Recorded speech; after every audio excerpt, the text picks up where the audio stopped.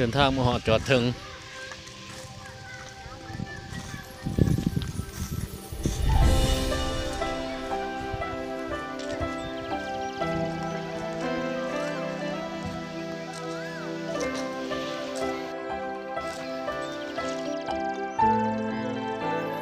ได้มาแล้วป่ะพี่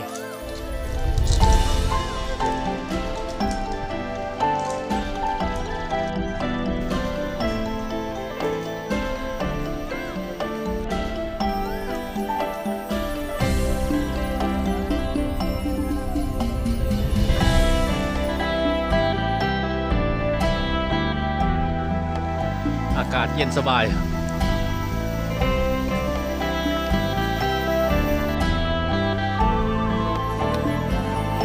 เอาเบิ่งน้ำตกน้ำตก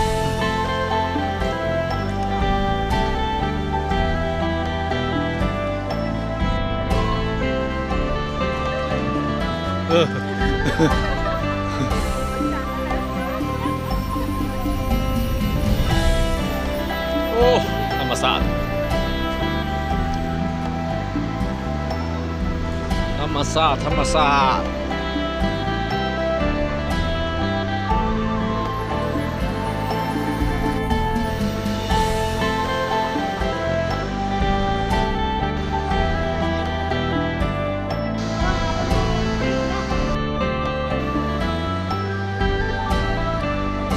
ทุกจอด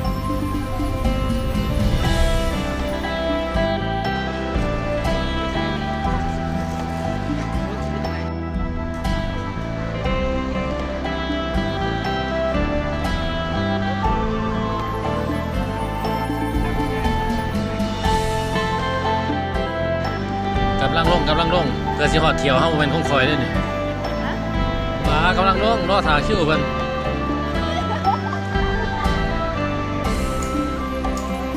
ถ่าคิวเจ้าของสิฮอดจำเลย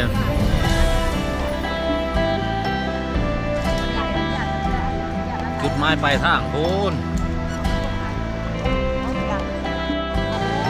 ไปแล้ว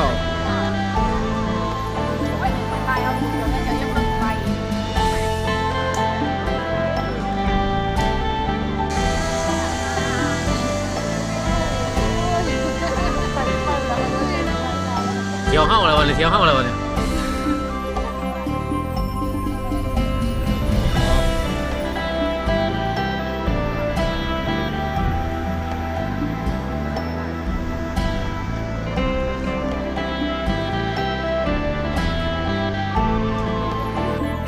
ฮะ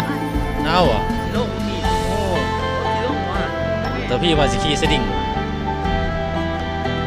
ก็ถ่าคิวอยู่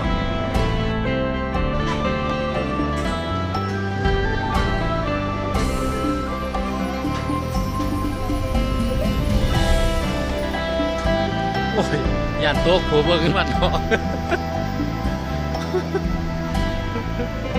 ยานโต๊ะ